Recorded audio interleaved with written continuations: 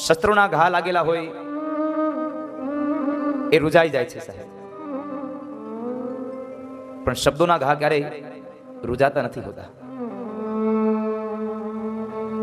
અપમાન થયેલો માણસ જીવતો હોય છે પણ મર્યા જેવું જીવન જીવે છે, કારણ હંમેશના માટે એ અપમાનનો કીડો એને સદૈવને માટે કોરી ખાતો હોય છે.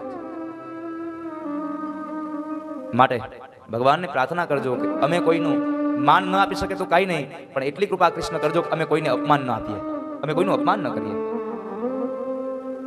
અમે માન ન આપી શકે તો કાંઈ નહીં, પણ અમારાથી કોઈનું અપમાન ન થાય, કારણ આપણી કહેવત છે જીભમાં વાગે એ મટી જાય છે. 32 દાંતની વચ્ચે જીભ રહે છે, કંઈક ખાતા હોય અને કદાચ બટકું ભરાઈ જાય તો એ જીભમાં ભરાયેલું બટકું 1 દિવસ 2 દિવસ 3 દિવસ 1 અઠવાડિયામાં મટી જાય છે. પણ એક વાત યાદ રાખજો ખાસ કરીને કે જીભથી જેને બટકું ભરાઈ જાય એ જિંદગી ભર નથી રૂજાતું સાહેબ. જીભમાં વાગેલું મટી જાય છે પણ જીભથી વાગેલું ક્યારેય ન મટે. માટે ક્યારેય કોઈને ખરાબ શબ્દો ન કહેશો, કોઈનું અપમાન ન કરશો, કમેણ ન બોલશો. અપમાન કરી અને અશ્વત્થામાને છોડી મૂક્યા છે. અપમાનનો અગ્નિ હજી પણ અશ્વત્થામાને બાળી રહ્યો છે.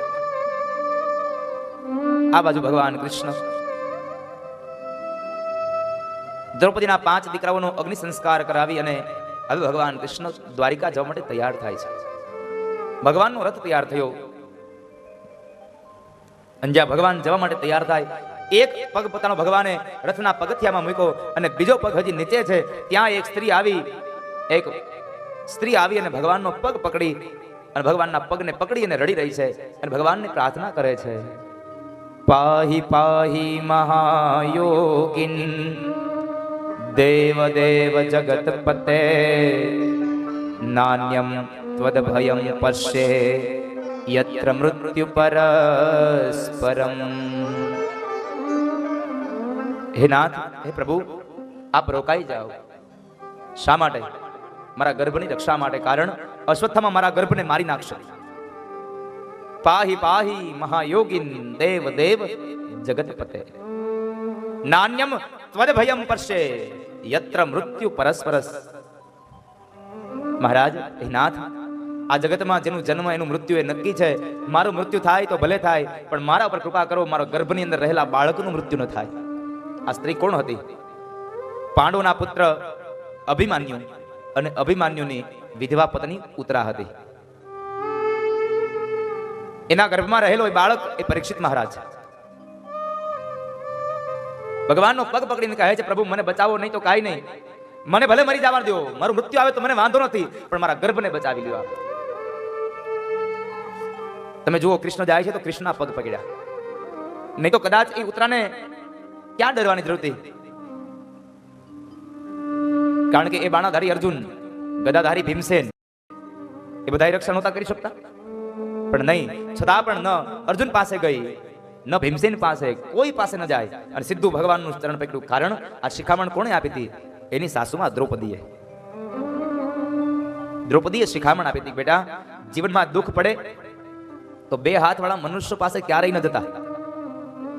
જીવનમાં દુઃખ પડે એટલે ઘરના દરવાજા બંધ કરી અને મંદિરમાં જઈ જે ભગવાનને માનો છો ને એની પાસે 2 આંસુડા પાડી લેજો. એ તમારા 2 આંસુડાની અંદર તમારું તમામ દુઃખ દૂર કરશે. બાકી સમાજ તો તમારા આંસુડા જોવા માટે જ દુઃખી કરતા હોય છે સાહેબ. સમાજ તમારા આંસુડા જોવા માટે દુઃખી કરતા હોય છે, માટે એની પાસે ન જશો. શું કામે?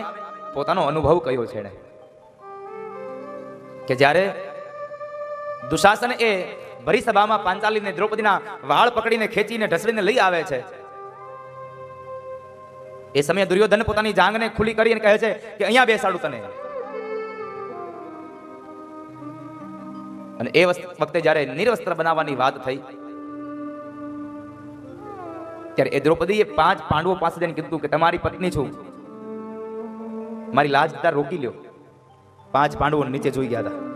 નહીં તો ત્યારે પણ એ જ અર્જુન હતો, એ જ ભીમસેન હતો, છતાં પણ એ કઈ નહોતા બોલ્યા.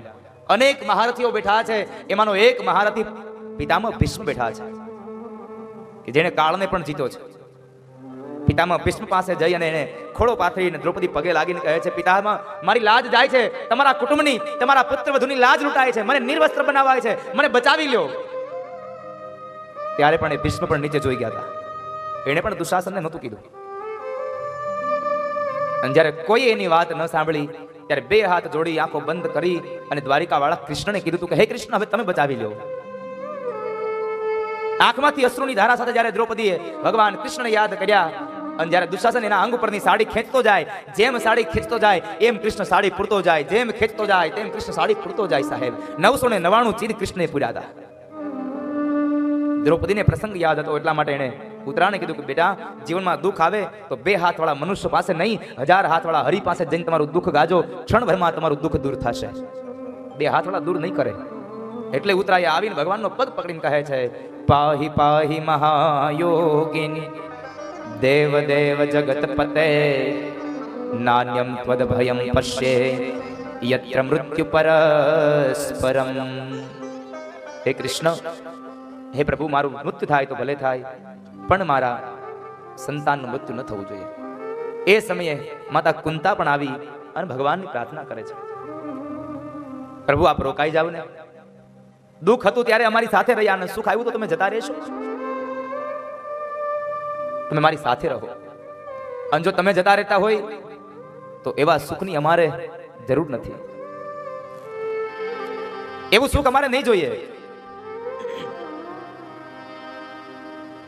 પણ આપણે સુખ કોને કહીએ ને દુઃખ કોને કહીએ? આપણી પાસે સંપદા આવી જાય એને સુખ કહીએ, પૈસો વયો જાય એને આપણે દુઃખ કહીએ. પૈસા વગરનો માણસ દુઃખી થઈ ગયો, મારા પૈસા જતા રહ્યા. અને પૈસો આવી જાય એટલે માણસ સુખી થઈ ગયો. પણ સાહેબ, આ જગતમાં સાચું સુખ, સાચી સંપદા શું છે? સાચું દુઃખ શું છે?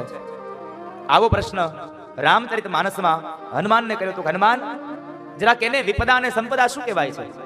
અને તુલસી લખે, કહ હનુમંત વિપતિ પ્રભુ સોઈ, જબ તવ સુમીરન ભજન ન હોઈ. શ્રી રામ જય રામ જય જય રામ, શ્રી રામ જય રામ જય જય રામ. એ હનુમાન, આ જગતને બતાવો, આ લોકોને બતાવો સાચી સંપદા શું છે, સાચી વિપદા શું છે. અને હનુમાન કહે છે, જ્યારે જ્યારે આ મનુષ્ય અવતારમાં ભજન થઈ જાય ને એ સમય સંપદાનો છે, અને જે જે માણસ ભગવાનને ભૂલી જાય એ સમય વિપદાનો છે. પણ આપણે તો પૈસો નથી એ વિપદા છે, અને પૈસો છે એ આપણી સંપદા છે. વિપદો નેવ વિપદઃ સંપદો નેવ સંપદઃ. પૈસો છે તો સંપદા છે, પૈસો નથી એ વિપત્તિ છે. સાચી વિપદા તો જે નારાયણનું નામ ભૂલી જાય છે એ સાચી વિપત્તિ છે. એટલા માટે લખ્યું, વિપદઃ વિસ્મરણમ વિષ્ણુ સંપન્નારાયણ સ્મૃતિ. જે માણસ નારાયણના નામને ભૂલી જાય છે એ સાચી વિપદા છે. માતા કુંતા કહે છે, પ્રભુ તમે જો જતા રહેતા હોય અને અમારે ત્યાં સુખ આવતું હોય તો અમારે એવા સુખની જરૂર નથી. ભલે દુઃખ આવે, તમે રહો મારી પાસે. અને હે કૃષ્ણ, તમે જો ખરેખર અમને સંપદા સુખ આપવા માંગતા હોય તો મારી આપને એક કરબદ્ધ પ્રાર્થના છે કે જેટલા સુખ આપો એની સાથે એક એક દુઃખ આપજો. કુંતાએ માંગ્યું છે આવું હજી સુધીમાં જગતમાં કોઈ નથી માંગ્યું. કારણ કુંતા એમ કહે છે, પ્રભુ અમારા જીવનમાં દુઃખ દેજો, આપણે ભગવાન પાસે સુખ માંગીએ છીએ. કુંતા કહે છે, દુઃખ હતું ત્યારે કૃષ્ણ તમે સાથે હતા, સુખ આવે ને તમે જતા રહેશો ને તો આવા સુખની મારે જરૂર નથી. કારણ વો સુખ પર પથ્થર પડો રામ હૃદય સે જાય, બલિહારી એવા દુઃખની પલ પલ નામ જપાય. અમારે એવું સુખ નથી જોઈતું કે હે કૃષ્ણ તમે અમારાથી અળગા થયા હો.